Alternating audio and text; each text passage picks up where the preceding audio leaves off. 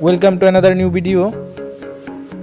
In this video you will see how to fix Roblox error code. Please follow complete the process.